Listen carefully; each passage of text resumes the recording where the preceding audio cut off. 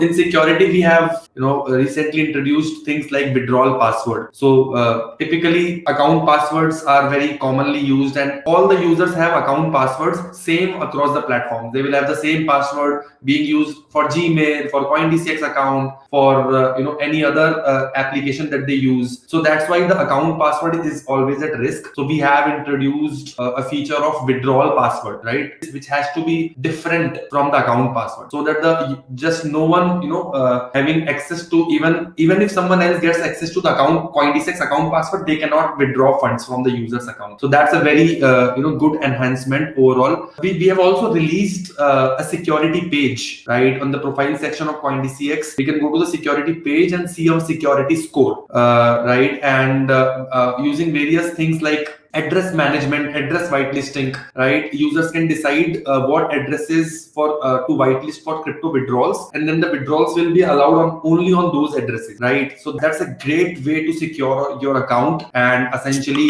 that can be managed by going into the profile section, the security section, right? So all these features, and then of course rigorous checks on what kind of amounts are being withdrawn by the users, and we have applied machine learning algorithms to multiple factors like IP addresses, the withdrawal amount, the withdrawal address, etc. Judge if a transaction is fraudulent. So fraud detection engines have been put in place to strengthen it further. So all these things, in security and many more at the infrastructure level, right? For example, securing the wallets, securing the cold wallets, securing the hot wallets, securing the warm wallets, and so on.